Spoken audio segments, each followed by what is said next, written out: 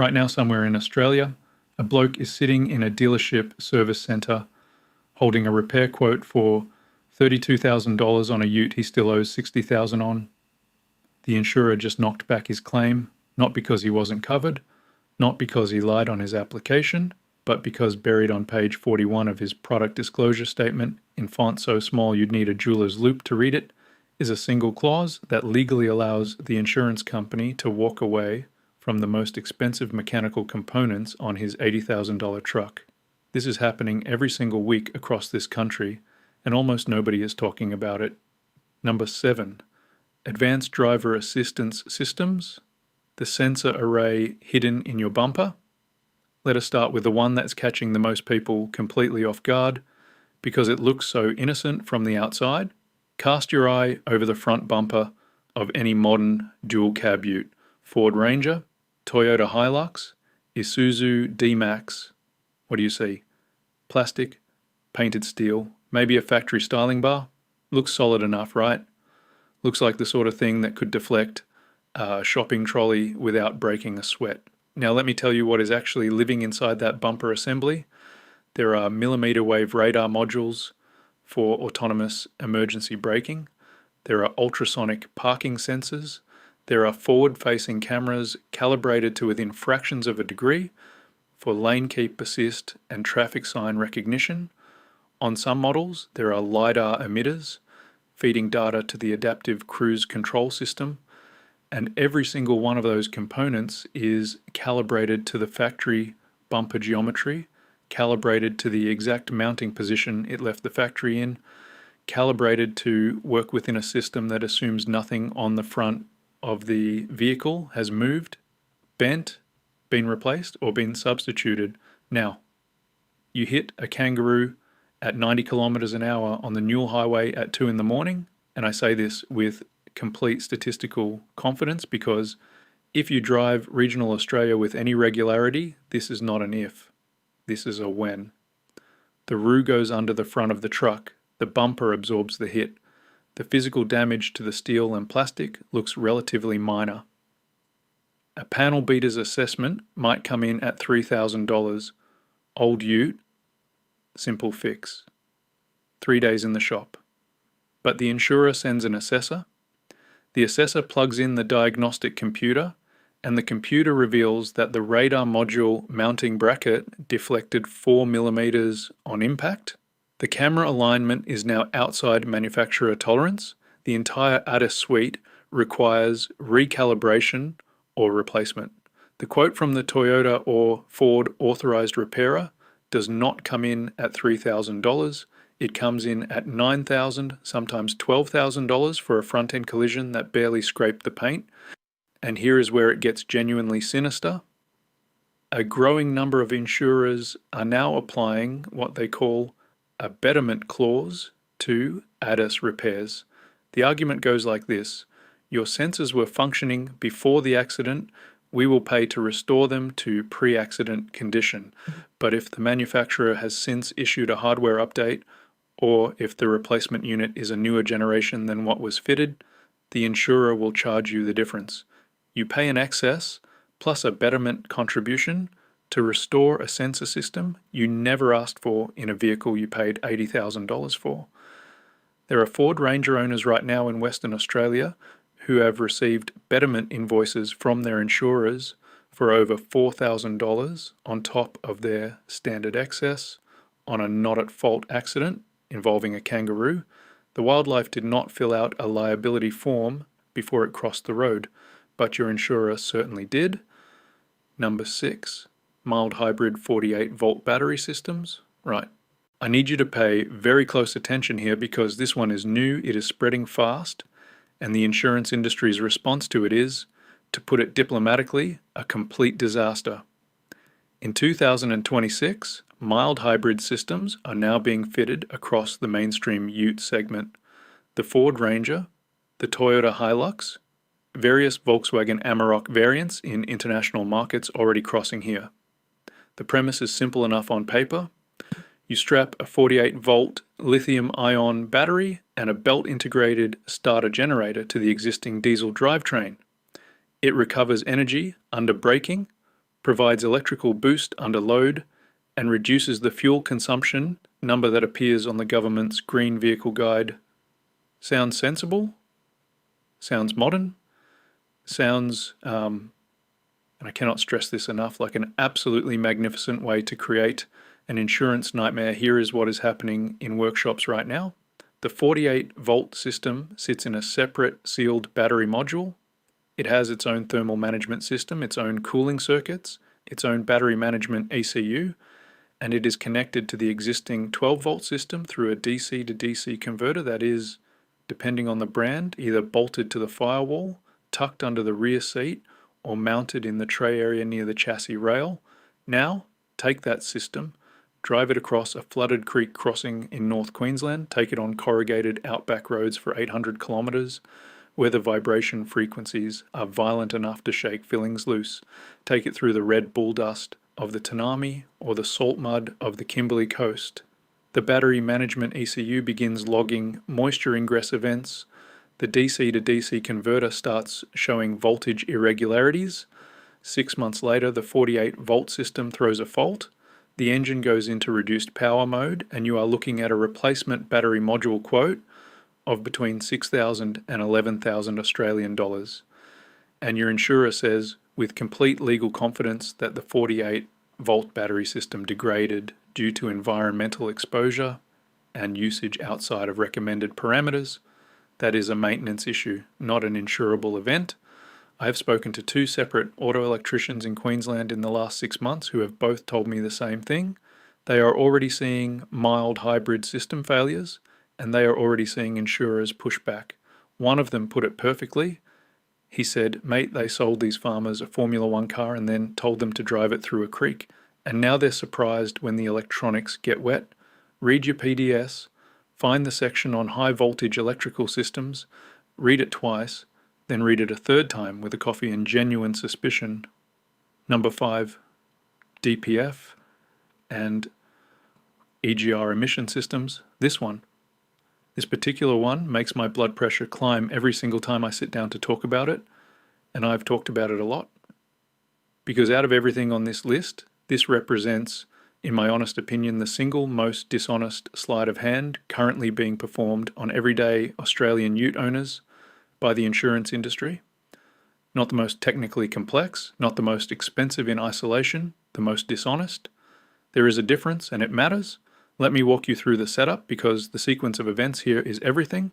You buy a modern diesel ute, brand new, $80,000. You drive it exactly as the brochure suggests. School runs Monday to Friday. Weekend towing of the boat or the camper trailer. The occasional long run up the coast to visit the in-laws. You are not doing anything extreme. You are not flogging it through river crossings or dragging a road train up a mountain range. You are driving it in Australian conditions, in Australian traffic, in the exact way that the overwhelming majority of Australian UT owners drive their vehicles every single day of the week. The DPF clogs. If you have been watching this channel for any length of time, you already understand the mechanical reason why. Short trip suburban driving prevents the exhaust system from reaching the sustained high temperatures required to trigger an active regeneration cycle. The soot load inside the ceramic filter keeps building. The engine management system keeps attempting regeneration cycles and keeps failing to complete them because the exhaust never gets hot enough. The filter progressively blocks. Eventually the truck goes into limp mode, restricts itself to 40 kilometers an hour, throws a check engine light that looks like a bad science fiction symbol on the dashboard, and you crawl into the dealership feeling like an idiot even though you did absolutely nothing wrong. The dealership plugs in the diagnostic computer. The quote comes back for either a forced regeneration, a manual ultrasonic clean, or in the cases where the blockage has been building for a long time, a full filter replacement. That bill lands somewhere between 4,500 and 8,000 Australian dollars, and that is before they find the EGR sludge buildup that has been quietly choking the intake manifold at the same time, which is another $3,000 for the ultrasonic clean if you are lucky. So naturally you call your insurer, you took out a comprehensive policy with a mechanical breakdown extension because you are not a fool and you paid $80,000 for this truck. You explain calmly that the vehicle has suffered a mechanical malfunction, that it is undrivable, that the repair bill is significant. You expect the policy you have been paying premiums on to do what it was sold to you to do. The insurer's assessor requests the ECU data from the dealership, and this is where the whole thing turns absolutely rotten, because the ECU data does not show a sudden failure. It does not show a catastrophic single event. It shows months of progressive soot load increases. It shows a documented trail of incomplete regeneration cycles stretching back through your entire ownership history. It shows, with clinical precision, exactly the short trip usage pattern that caused the failure to develop gradually over time, and the insurer closes the file and classifies it as a maintenance failure, not a mechanical failure, not a sudden and unforeseen event, a gradual, documented, entirely predictable outcome of how you use the vehicle. They are, from a purely technical and legal standpoint, correct. And that is honestly the most infuriating part of this entire story, because the failure was gradual and predictable, but it was gradual and predictable because the technology itself is fundamentally, structurally incompatible with the way the majority of Australians actually use their vehicles in the real world. Toyota was dragged through the federal court over this precise issue, involving over 260,000 affected vehicles.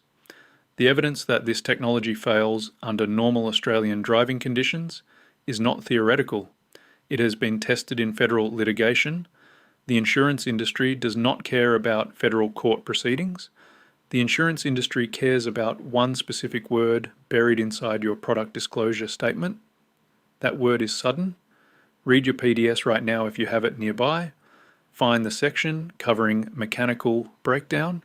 Look for the definition of a claimable event. In the majority of standard Australian comprehensive policies with mechanical extensions, a covered failure must be sudden and unforeseen. A DPF blockage that developed progressively over 6 months of documented short trip driving is neither sudden nor, according to the ECU data, your own vehicle recorded against you unforeseen. Claim denied. $5,000 to $8,000 out of your own pocket on a truck you are still financing. The EGR sludge cleanup, also not sudden, also denied. Number 4.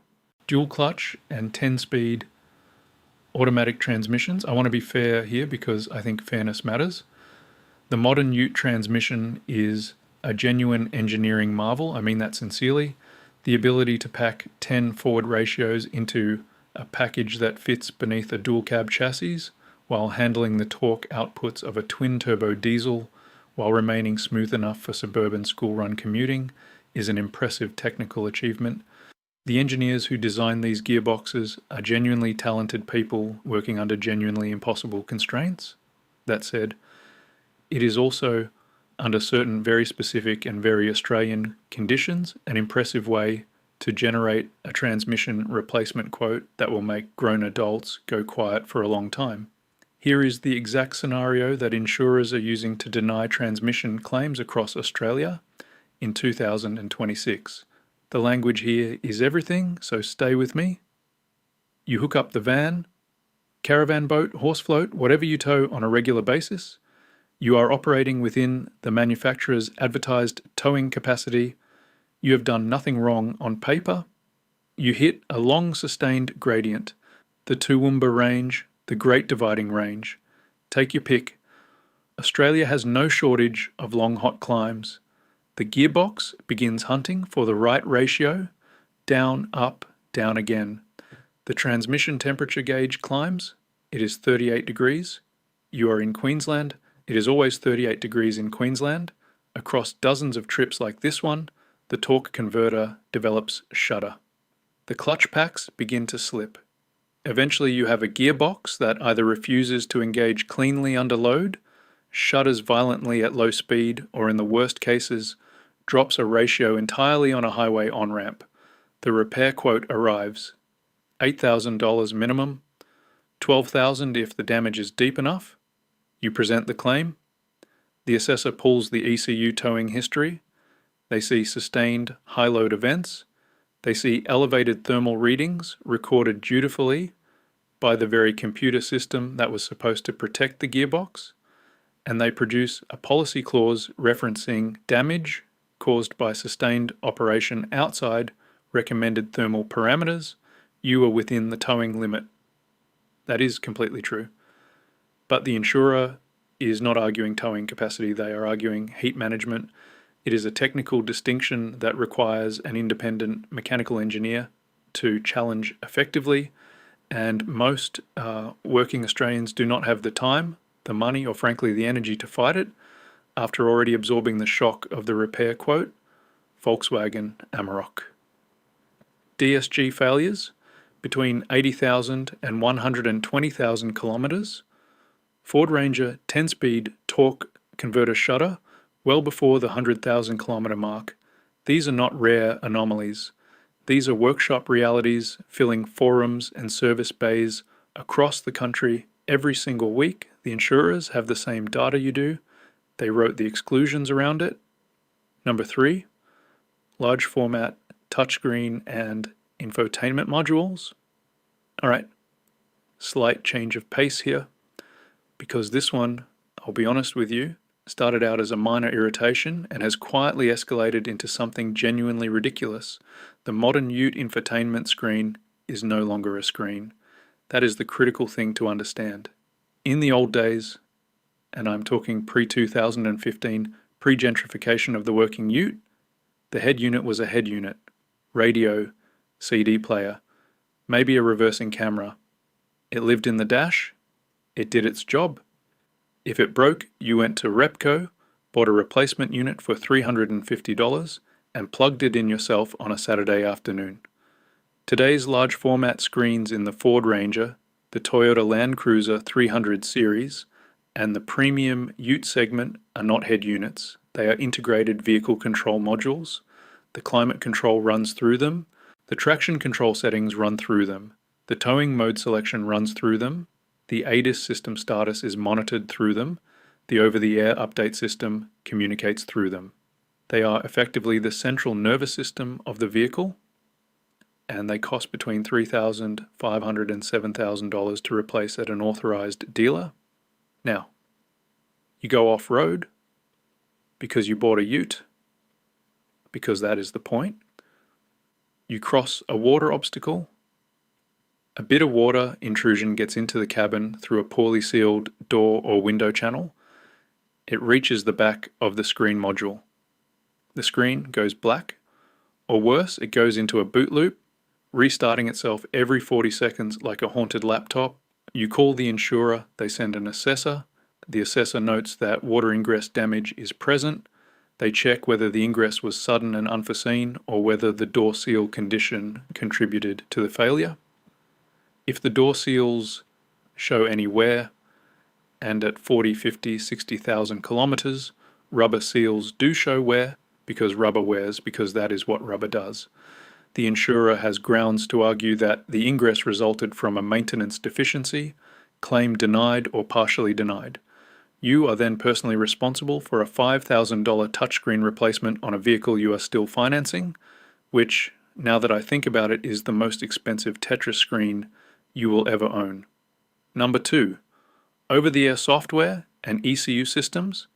This one is the newest, the least understood, and in my opinion, the most dangerous coverage gap currently sitting inside Australian comprehensive Ute policies.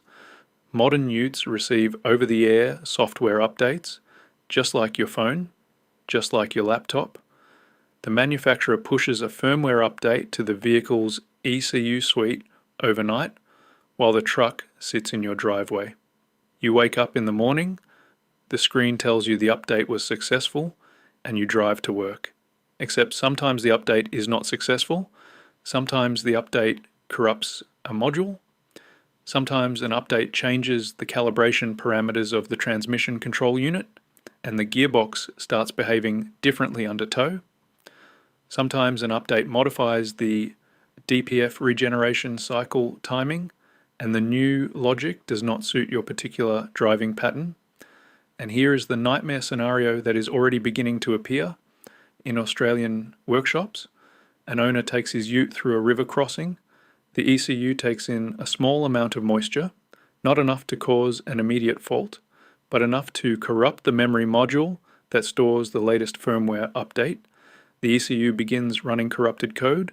Over the following weeks, strange faults appear. The engine management light comes on intermittently. The transmission behaves erratically. Eventually, the ECU requires replacement or complete reflashing. The insurer looks at this claim and finds themselves in genuinely uncharted territory. Was the ECU corruption caused by the river crossing, which may be covered, or was it caused by the software update process, which is a manufacturer issue and therefore not an insurable event, or was it a combination? And if it was a combination, who bears what percentage of the liability? Most current PDS documents in Australia do not contain specific clear language around software-related failures, which means the insurer defaults to the interpretation that benefits them, which is almost never the interpretation that benefits you. There are currently no mandatory disclosure requirements in Australia forcing insurers to explicitly state how they handle OTA software failure events. This is a gap in the regulatory framework that consumer advocacy groups are only beginning to raise, but the vehicles are already on the road, the updates are already being pushed, and the failures are already happening. Number 1, aftermarket modifications, that void, OEM sensor calibration, and here we are. Number 1, the one that is going to make some of you genuinely furious, because this is the most Australian problem on this entire list. What are the 3 things that Australian UT owners do to their vehicles within the first 6 months of purchase? They fit a steel bull bar, they install a lift kit, and they throw on an aftermarket tray or canopy. These are not fringe modifications. These are as culturally embedded in Australian ute ownership as a sausage sizzle at a hardware store. Fitting a steel bull bar to your dual cab is not modifying a vehicle, it is completing it. But here is what that steel bull bar does to your modern ute, technically speaking. It changes the mounting geometry of your forward-facing radar module. It alters the sensor's field of view. It may block the lower ultrasonic sensors entirely. And because the ADAS suite was calibrated at the factory to the specific geometry of the OEM plastic bumper assembly, the steel bull bar takes that entire calibration and renders it inaccurate. The autonomous emergency braking system may now trigger at the wrong distances, or fail to trigger at all. The adaptive cruise control may behave erratically. The forward collision warning may throw persistent false alerts. Every reputable bull bar manufacturer in Australia will tell you their product requires ADAS recalibration after fitting. The recalibration costs between $500 and $1,500 at a dealer, depending on the vehicle. Many owners do not do it. Some owners do not even know it is required. Now you are involved in a collision, maybe a rear ender where your autonomous braking failed to activate, maybe a low-speed car park incident where the parking sensors did not detect an obstacle correctly. The insurer's assessor discovers the steel bull bar. They request the recalibration documentation. You cannot produce it because you did not have it done. The insurer now has a documented, demonstrable modification to a safety critical system performed without the required recalibration procedure. They have grounds to argue that the modification contributed to the incident, your claim is denied, or your payout is reduced. On a vehicle where the collision may not have been your fault at all, the lift kit compounds this further. Raising the ride height changes the camera angles for the reversing system, and the forward-facing lane keep assist cameras. Both require recalibration. Both are almost never recalibrated after an aftermarket lift. And the aftermarket tray, depending on the build, it can affect the rear parking sensor geometry, the trailer sway detection system's baseline readings, and in some cases the stability control calibration. You have spent $6,000 making your ute look like a proper Aussie work truck. And in doing so, you have handed your insurance company a legal argument they can use against you in your worst moment. That is genuinely devastating. So where does that leave you? Here is the honest, practical, unfiltered answer. The insurance industry in Australia is operating with policies and product disclosure statements that were written for a previous generation of vehicles. The technology in modern utes has outrun the regulatory frameworks, the insurers' actuarial models, and the legal definitions embedded in standard comprehensive policies. And until the regulatory bodies force a mandatory update to how these policies disclose exclusions around ADAS systems, hybrid batteries, software failures, and modification impacts, you are operating in a grey zone where the insurer holds almost all of the interpretive power. So before you sign your next insurance renewal, before you drive that new ute off the lot, you need to ask your insurer 4 specific questions. Does your policy cover the full cost of ADAS, sensor replacement, and recalibration following an animal strike?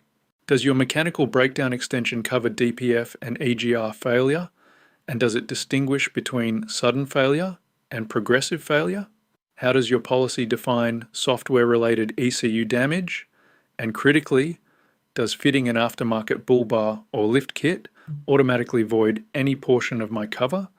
And what recalibration documentation do you require me to hold?